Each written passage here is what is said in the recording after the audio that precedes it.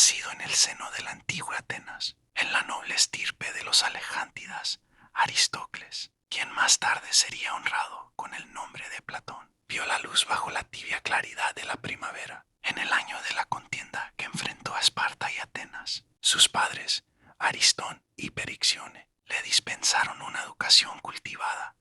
Le iniciaron en la poesía de Homero, en la música de las liras y en el ejercicio del cuerpo, pues creían que armonizar el saber y el vigor físico era el camino hacia la excelencia del alma. Mas el joven Aristócles, aún rodeado del rumor de los olivos y el eco solemne de las piedras de la Acrópolis, sintió muy pronto el llamado de aquello eterno e inmutable que trasciende lo sensible. En su adolescencia, frecuentó el gimnasio de Macedonia, recinto no solo de entrenamiento, sino de diálogo y discusión. Allí trabó amistad con Glaucón y Adimanto, jóvenes de noble cuna con quienes probó las primeras semillas de la dialéctica. Con ellos urdió pasiones por el bien y la justicia, conversando sobre la naturaleza del coraje y del honor, mientras los cuerpos se templaban al sol. Fue entonces cuando su mente se templó como hierro en la fragua, dispuesta a recibir la llama de la mayéutica. El día decisivo llegó en el ágora de su ciudad.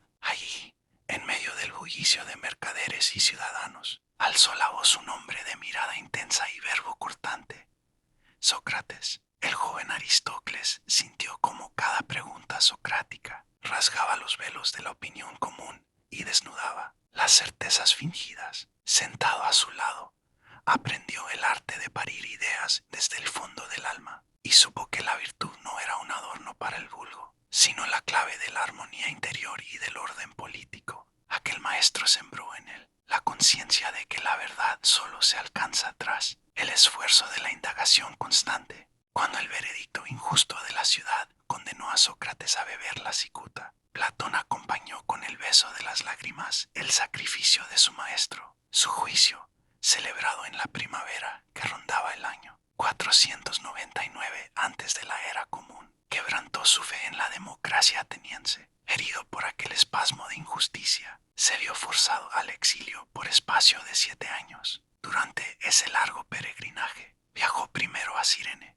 donde se encontró con Aristipo, aquel discípulo de Sócrates que pregonaba el placer como el sumo bien. De su encuentro, Platón guardó la crítica al hedonismo desmedido y la comprensión de que el gozo auténtico brota del alma templada por la virtud. Tras pasar por las costas de Sicilia, recaló en Egipto, tierra en que el río sagrado abría las puertas del misterio. En las ciudades de Heliópolis y Memphis, recibió enseñanzas de astrónomos y geómetras y estudió los jeroglíficos que hablaban de dioses inmortales y de un orden cósmico imperecedero. Los conceptos del número y la proporción pitagóricos resonaron en su ánimo, de tal modo que comprendió la unidad subyacente a la multiplicidad aparente. Su mente ya no descansaba, se había convertido en un crisol, donde fundían las escasas certezas humanas y la visión de aquello que trasciende la percepción. Al volver a Atenas, el alma abrazada por el recuerdo de Sócrates y animada por la sabiduría extranjera, fundó la academia. La llamó así en homenaje a aquel vergel consagrado al héroe Academos, cuya sombra protegía un templo de olivos y cipreses. En sus aulas, el templo de libertad y reflexión, enseñó que las matemáticas eran alas que elevan el espíritu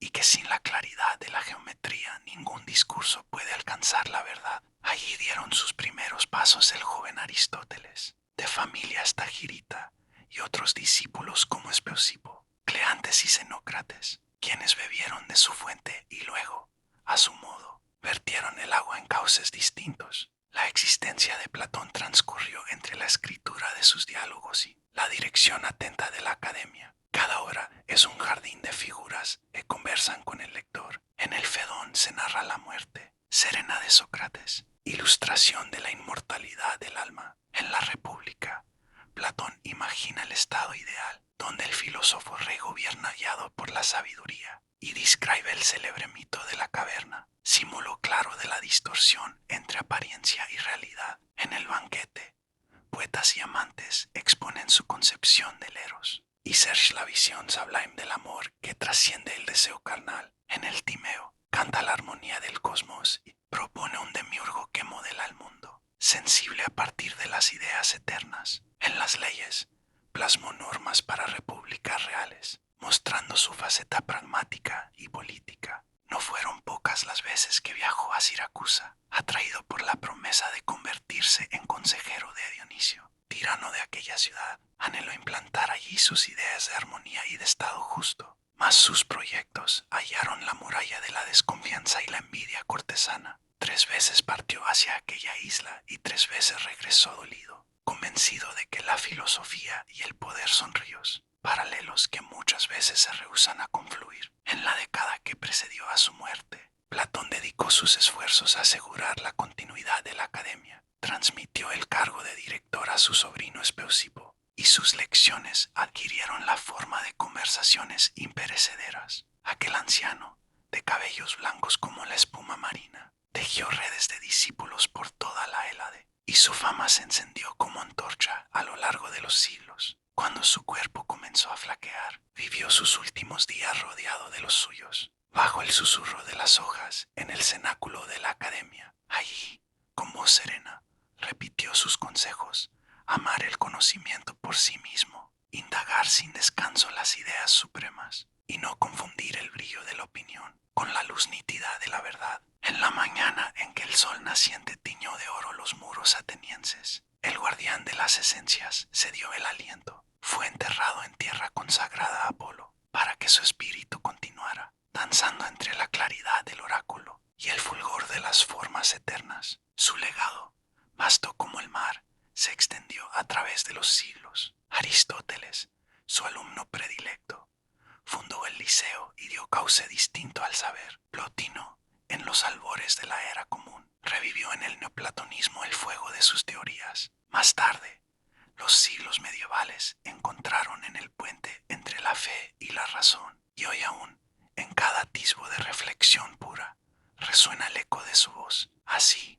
Platón, hijo de la guerra, forjó un imperio de letras y convirtió en patrimonio de la humanidad el arte sublime de cuestionar lo dado y elevar el alma hacia aquel reino donde habita lo inmutable. Y así concluye nuestro viaje a través de la vida y el pensamiento de Platón, ese faro que iluminó el alma de la filosofía occidental. Gracias por acompañarme hasta aquí. Si te sorprendió descubrir sus diálogos, sus academias y su visión del mundo, te invito a suscribirte a este canal. Cada clic es un paso más en nuestra travesía por las grandes ideas. Dale me gusta a este video para que la sabiduría de Platón siga trascendiendo fronteras, y comparte este rincón con quienes, como tú, anhelan entender el origen de la filosofía. Recuerda que tu voz importa.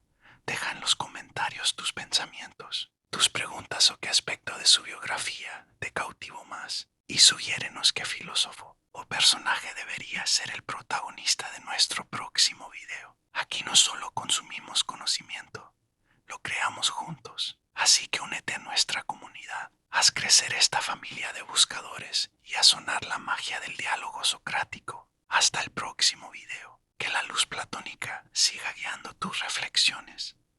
Nos vemos pronto.